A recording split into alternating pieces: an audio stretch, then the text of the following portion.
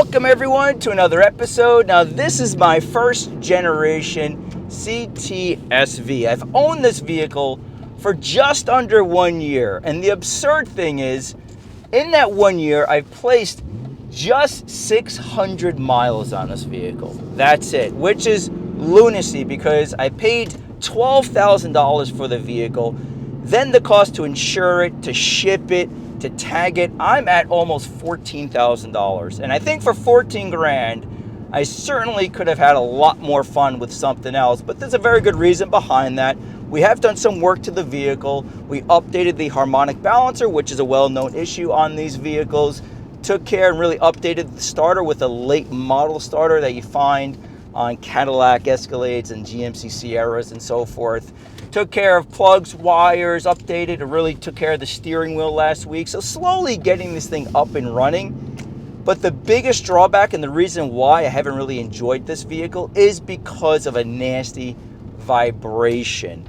And it just makes the car not fun to drive. Now, there are certain fault points on this vehicle that are well known to fail. I don't think it's any of those, and I think it's something pretty big that I need to tackle. So what we're going to do is get the vehicle up in the air. We're going to inspect a number of different things. So in case you even come across this on your own vehicle, we're going to look at this as usual from a DIY perspective. Let's just using common sense, let's check different things, use our hands, use our eyes, see if we can shake anything around. Let's find where the fault is. And ultimately, what I think it is, it's going to need some work, but let's find out.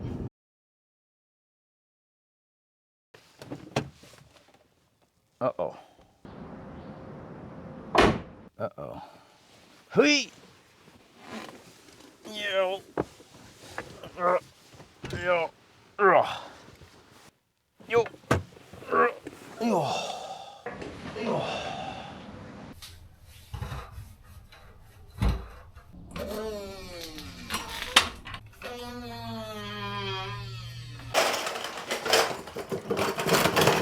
So let's start at the rear of the vehicle. This is, of course, the rear differential.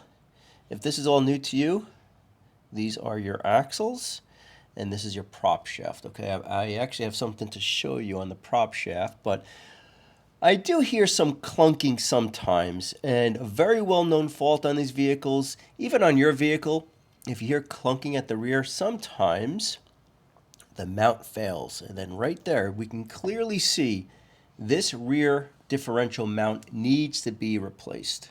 So clearly that bushing needs to be replaced, but again, that is all the way at the rear end of the vehicle. It has nothing to do with the engine vibration, so let's keep moving forward. So from the rear differential, we have the prop shaft. Now it's rather long, as you can see, and right here, just so you can see the full length of it, that leads right into the transmission. Okay, there's a coupling there. But this guy, this is a carrier bearing. Now, there is some play with it. These can actually get really bad on these vehicles, but I do see heat signatures of just heat damage. You see those cracks when I push in the rubber?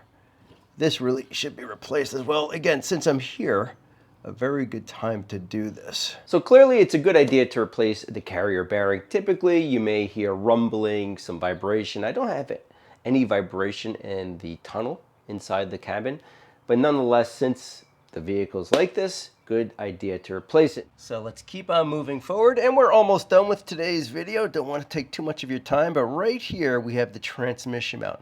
This thing looks to be in terrific shape. Now, I don't know if the rubber has just deteriorated and it's just really, really hard, rock hard. I do see some damage here. I may replace this coupling, but nothing here. So let's look what many of you may be thinking. The engine mounts. Now this is the passenger side engine mount. Again, I don't see any heat cracks. I don't see any fluid pouring out, which I'll talk about in a moment.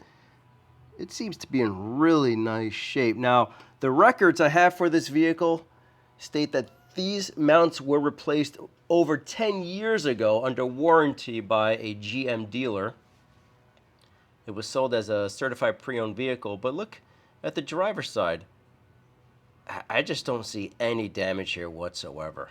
What do you guys think? The most important thing I really wanted to look at were the engine mounts. Now, these mounts, again, I don't see heat cracks. I don't see fluid pouring out of them, which, again, I'll talk about here in a second. But maybe the rubber is just so old, it's deteriorated. I think it was 12 years ago, and that 10, maybe 12 years ago, that these mounts were replaced. But I don't think it's the mounts. I think it's this. Now, I bought these parts over a month ago. Today's May 7th. And I bought them before Liberation Day, which I believe was April 2nd, because I was worried. I was really worried about tariffs. And although this is an American vehicle, you don't realize that really half of it is really globalized. The clutch is German. The interior components are Canadian and Japanese. Components for the engine are made in Mexico. So nothing today is really domesticated. But what I think the issue is, let me bring it over here. Oh. Some of you may have an idea. I think it's this. So let's quickly talk about this. Two ways. The GM engineers figured out a way to reduce the vibration. Don't forget, it's a Cadillac, should be more refined. Although it has the heart of a Corvette, it should be more refined than a Corvette. So they took these engine mounts, or they engineered these mounts to be fluid filled. Typically, when they go bad, the fluid leaks out. I don't see that. Number two, a dual mass flywheel. Now, this is a single mass flywheel. Let me put this down because it's quite heavy. A dual mass flywheel, the whole point behind it is to absorb more noise, harshness, vibration, and that transmits really a nicer place in the cabin. That's the whole point behind it. But why I think that it has failed is because I have detailed paperwork on this vehicle. The person I bought the vehicle from, he owned the vehicle for like 15 years, 16 years. So he had a lot of paperwork. And based on that paperwork, this vehicle was at a GM dealer for some kind of warranty work well over a decade ago. And at the time, the previous owner gave the GM dealer a clutch to install. I don't know what brand it is. The clutch still feels fine to me, but the GM dealer installed the clutch. But on this paperwork, it talks nothing about resurfacing the flywheel, which they would charge a fee for, replacing the flywheel. It talks nothing about the flywheel. It just says clutch provided by customer installed. Something like that. So I believe this has the original flywheel. I think after 20 years, this is now 20 years old, it's done 120-ish thousand miles. This flywheel is just, it has to be replaced. It's out of balance, and that's the vibration. So wrapping this up, guys, this is the plan. Clutch replacement, as usual, always DIY. You can see small garage. The floor is really not smooth at all as well. Don't have a lift, but nonetheless, I'm going to take my time and I will record everything. I've already removed the exhaust. Prop shaft is just held on by one fastener because I wanted to record this before removing the prop shaft. So I'll do that right after this. I'll have a separate video if you're curious on how to, replace the clutch at home, or you just want to watch along. I'll have that video very, very soon. But because it's at this point, it's just crazy to leave everything the way it is. So I'll be replacing not only the flywheel and the pressure plate and the clutch, but might as well also do the engine mount, the trans mount, the carrier bearing, and the diff mount. Things start to get a little expensive. The mounts alone are about $700 by the time you add in shipping, and there's a tool I need to rent, so it's almost $700. The clutch wasn't too bad. Maybe everything was like under $700. You can find it cheaper, but there's some sites I just want to stay away from, so I rather pay a little bit more and get the customer service. So in my case, I bought everything from Summit Racing. And then lastly, I lost my train of thought, to be honest. There was something else I wanted to point out, but that's what's going on here. I'd love to hear your feedback. If you think I'm on the right track, I think certainly with the clutch and replacing the engine mounts, this thing should run like a million times better.